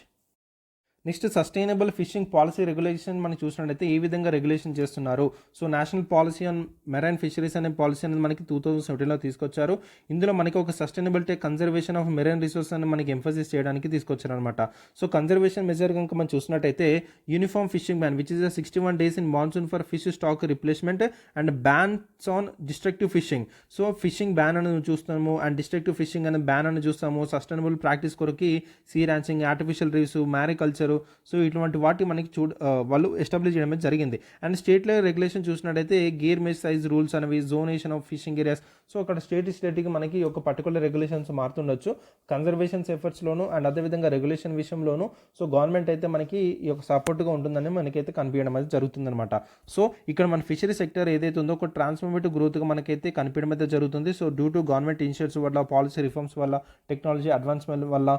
సో అండ్ అదేవిధంగా అక్వాకల్చర్ను, సీ ఫుడ్ ఎక్స్పోర్ట్స్లోను గ్లోబల్ లీడర్గా ఇండియా అనేది మనకి అభివృద్ధి చెందిన పాయింట్ అయితే మనకి ఇక్కడ కనిపించడం అయితే జరుగుతుందన్నమాట, ఓకేనా. సో గుర్తుపెట్టుకోండి, ఇట్లాంటి పాయింట్స్ అనేవి అయితే మీకు ఉపయోగపడడం అయితే జరుగుతుంది, రైట్. సో ఇక్కడ మనకి key interventions under ongoing పీఎంఎస్లో చూసినట్టయితే 58 ఫిషింగ్ హార్బర్స్ అనేటివి ఉన్నాయి అండ్ 128 వాల్యూ యాడ్ ఎంటర్ప్రైజెస్ అనేది కూడా జరిగింది. And 634 ice plants cold storage అని ఏర్పాటు చేయడం జరిగింది. 27,189 units of fish transport facilities ఏర్పాటు చేశారు. And 21 modern wholesale fish markets and 5 e platforms and e trading and e marketing and 202 retail fish markets and 6,694 fish kiosks అని మేము కూడా పెట్టడం జరిగింది. సో ఈ విధంగా మనకి ఈ యొక్క ప్రధానమంత్రి మత్స్య సంపద యోజన కింద ఇటువంటి టైప్ ఆఫ్ కీ ఇంటర్వెన్షన్స్ అని మనకి చేయడం జరుగుతుందన్నమాట. ఓకేనా, హార్బర్స్ కానీ, ఎంటర్ప్రైజెస్ కానీ, స్టోరేజెస్ కానీ, అండ్ ట్రాన్స్పోర్టేషన్ ఫెసిలిటీస్ కానీ, అండ్ ఫిష్ మార్కెట్స్ కానీ, ఈ ప్లాట్ఫామ్స్ కానీ, సో రిటైల్ మార్కెట్స్ కానీ, సో ఈ విధమైన టైప్ ఆఫ్ మనకైతే సపోర్ట్గా ఉండడం జరిగింది ఫిష్ సెక్టార్కి గవర్నమెంట్ నుంచి అయితే. ఓకేనా, రైట్ అండి. సో నెక్స్ట్ టాపిక్ మాట్లాడుకుందాం. చూడండి, India and Sri Lanka strengthen ties in critical mineral exploration and mining. Very very important. So India Sri Lanka అనేది ఒక క్రిటికల్ మినరల్స్లోను, ఎక్స్ప్లోరేషన్ మైనింగ్లోను వాళ్ళ యొక్క టైస్ని స్ట్రెంథెన్ చేస్తున్నారని చెప్పేసి మనకైతే న్యూస్ రావడం జరిగింది. సో వాటి గురించి ఇన్ డీటెయిల్గా అయితే మనం మాట్లాడదాం. సో క్రిటికల్ మినరల్స్లో మనం చూసినట్లయితే లిథియం కానీ, గ్రాఫైట్ కానీ, కోబాల్ట్ కానీ, నికెల్ అని ఇవి మనకి వైటల్ రోల్గా ఉండడం జరిగింది for the renewable energy, electric vehicles and hitech industries. So ఇప్పుడు వరల్డ్ అంతా, ప్రపంచం అంతా టోటల్గా ఎటు మనకి వెళ్తుంది, ఒక రిన్యూవబుల్ ఎనర్జీ సైడ్ కానీ, లేకపోతే ఒక క్లీన్ ఎనర్జీ సైడ్ మనకి వెళ్ళడం జరుగుతుందన్నమాట. ఈ యొక్క క్లీన్ ఎనర్జీ కానీ ఏం కావాలి మనకి, ఎలక్ట్రిక్ వెహికల్స్ మీద అంటే ఇప్పుడు మన కోల్ మీద డిపెండ్ అవ్వకుండా, ఫ్యూయల్ మీద డిపెండ్ అవ్వకుండా, అంటే పెట్రోల్ మీద డిపెండ్ అవ్వకుండా, డీజిల్ మీద, అంటే ఇవన్నీ ఫాజిల్ ఫ్యూయల్స్ అనమాట. ఈ ఫాజిల్ ఫ్యూయల్స్ ఏం చేస్తున్నాయి, కార్బన్ ఎమిషన్స్ని ఎక్కువగా ఎమిట్ చేయడం వల్ల సో ఎన్విరాన్మెంట్కి చాలా డ్యామేజ్ అనేది జరుగుతుంది. సో ఈ యొక్క ఫాజిల్ ఫ్యూయల్స్ నుంచి, ఈ యొక్క ఎనర్జీ నుంచి వేరే ఎనర్జీకి మారడం అనేది జరుగుతుంది. So electric energy, renewable energy, ఇటువంటి టైప్ ఆఫ్ ఎనర్జీస్ మీద కంట్రీస్ అనేది ఫోకస్ చేయడం జరుగుతుంది. సో ఈ రిన్యూవబుల్ ఎనర్జీ కావాలంటే మనకి టోటల్గా ఎలక్ట్రిక్ వెహికల్స్ కానీ, లేకపోతే మనకి హైటెక్ ఇండస్ట్రీస్ని డెవలప్ చేయడం కానీ, సో ఇక లిథియం, గ్రాఫైట్, కోబాల్ట్, నికిల్స్ అనేవి మనకి చాలా కావాలన్నమాట. సో ఇప్పుడు సెమీ కండక్టర్స్ ఏవైతే ఉన్నాయో మనకి చాలా కావాలి. సో ఎలక్ట్రిక్ వెహికల్స్ ఏవైతే ఉన్నాయో సెమీ కండక్టర్స్ అనేవి మనకి కావాలన్నమాట for the manufacturing purposes. So ఈ సెమీ కండక్టర్ మనకి కావాలంటే ఈ ఒక టైప్ ఆఫ్ క్రిటికల్ మినరల్స్ మనకి చాలా చాలా ఇంపార్టెంట్. సో ఇక్కడ మనకి చూసినట్టయితే శ్రీలంక అనేది మనకి గ్రాఫైట్ అండ్ బీచ్ అండ్ మినరల్స్లోనూ ఒక రిచ్ డిపాజిట్స్ అయితే మనకి శ్రీలంకలో లొకేట్ అవ్వడం జరిగింది. సో ఈ యొక్క graphite and beaches and minerals ఏవైతే ఉన్నాయో బ్యాటరీ టెక్నాలజీలోను, క్లీన్ ఎనర్జీ ట్రాన్సిషన్లోను ఒక క్రూషియల్గా వాడడం అయితే జరుగుతుందన్నమాట. ఓకేనా, సో ఇక్కడ మనకి అగ్రిమెంట్స్ అండ్ డిస్కషన్స్ ఏ విధంగా జరిగాయి మనం చూసినట్టయితే, mining and exploration opportunities. India seeks investment opportunity for India companies in Sri Lanka mineral sector.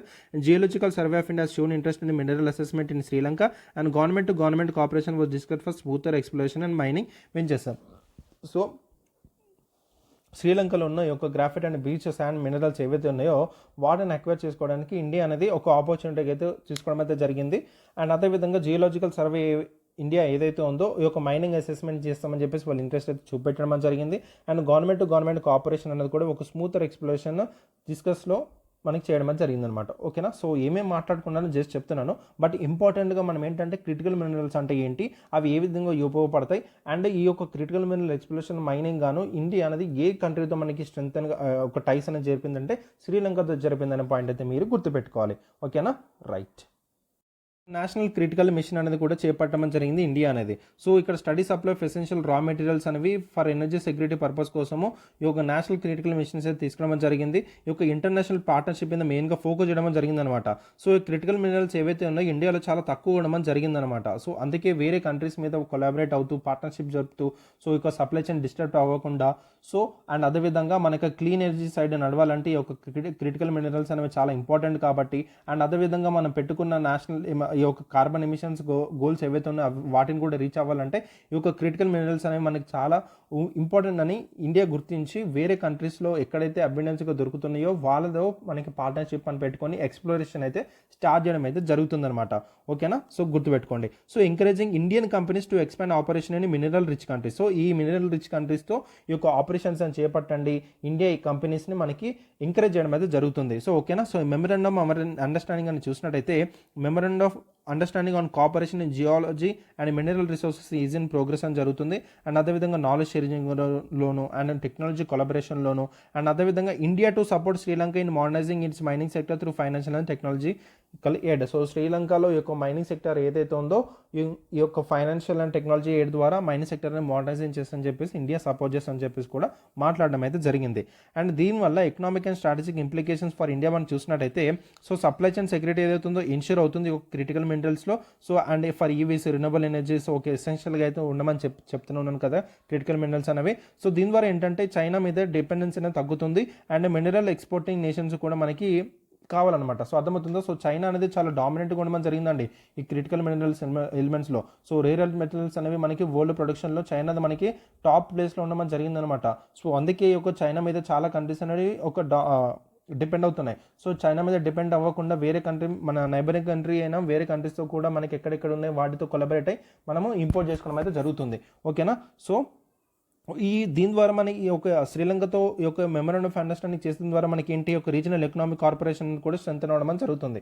ఓకేనా. సో గుర్తుపెట్టుకోండి ఇలాంటి పాయింట్స్ అని, ఎవ్రీ పాయింట్ మనకి కనెక్ట్ అవ్వాలి. సో అక్కడ చైనాతో జరుపుకుంటే అక్కడ ఏంటి మనకి కొంచెం ప్రాబ్లమ్స్ అయితే అవడం జరుగుతుంది. ఇలా నైబర్ కంట్రీస్తో మనకి ఏంటంటే శ్రీలంక మనకి మిగతా నేషన్స్తో కానీ మన నైబరింగ్ కంట్రీస్తో మనకి చేసినట్టయితే మనకి ఏంటంటే ఇక్కడ రీజనల్ ఎకనామిక్ కార్పొరేషన్ అనేది స్ట్రెంత్ అవ్వడం జరుగుతుంది.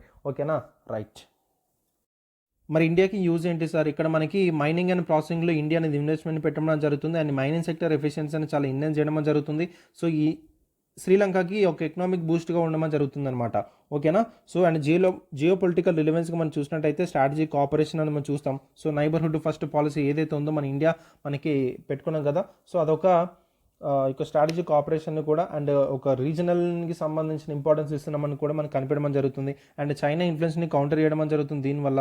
అండ్ అదేవిధంగా సప్లై చైన్, సో చెప్పిన పాయింట్స్ మళ్ళీ ఇక్కడ వస్తున్నాయి నాన్న. సో ఇక్కడ వే ఫార్వర్డ్ అంటే ఈ యొక్క మెమోరాండం ఆఫ్ అండర్స్టాండింగ్ ఏదైతే ఉందో ఇంకా ఫాస్ట్ ట్రాక్ చేయాలి.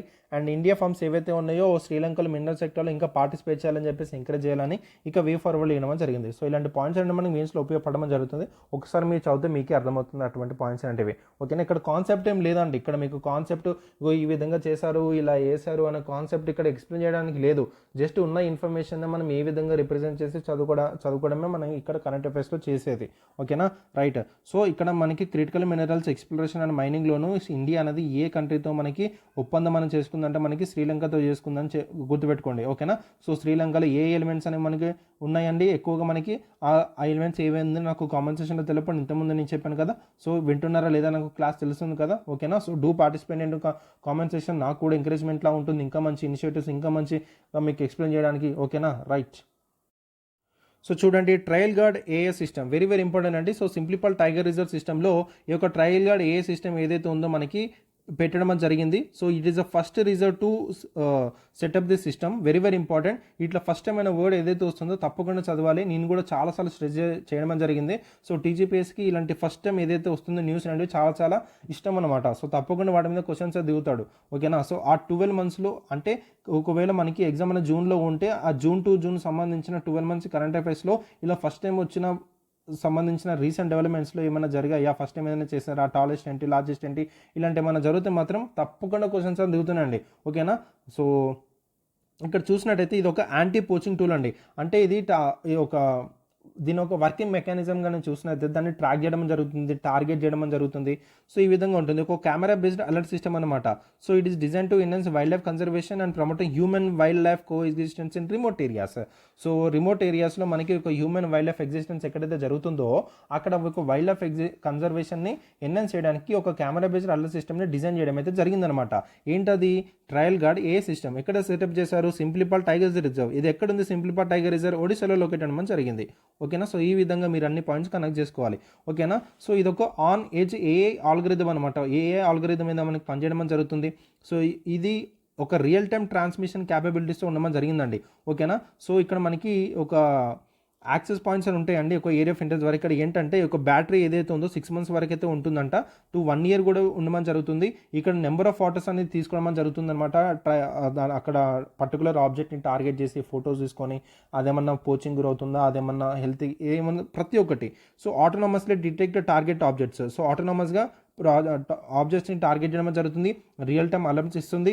And it can trigger rapid response to the entry by poachers. ఎవరైనా పోచింగ్ చేస్తున్నారు, ఇల్లీగల్ లాగర్స్ ఎవరైతే ఉన్నారు, సో ఈ యొక్క ఇల్లీగల్గా ఎంట్రీ యానిమల్స్ని మనకి పోచింగ్ అనేది చేస్తారు కదా నాన్న. సో అటువంటి వాటిని టార్గెట్ చేయడమే దీని యొక్క ముఖ్య ఉద్దేశం అనమాట. ఓకేనా.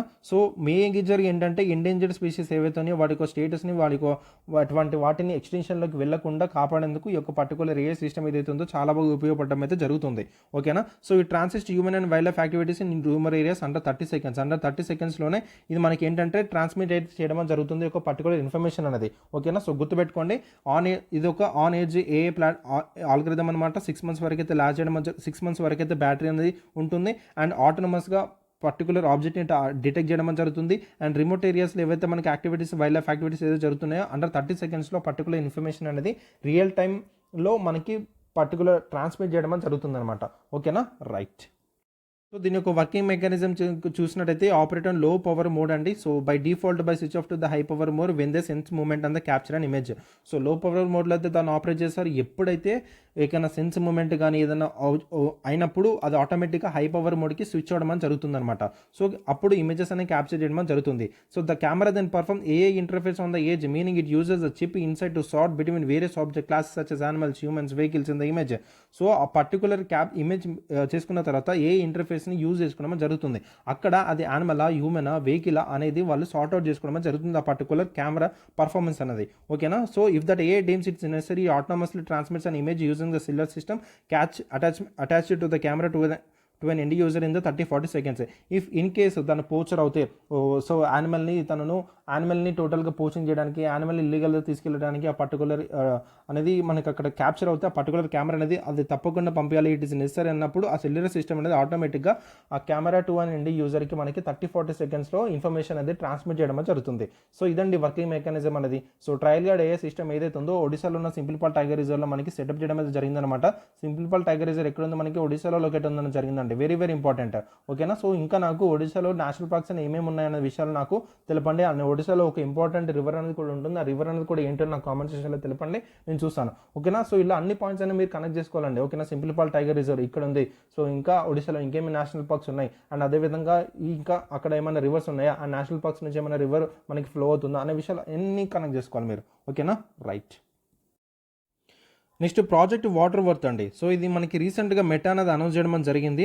So it is an ambitious undersea cable initiative called project Waterworth to enhance global digital connectivity.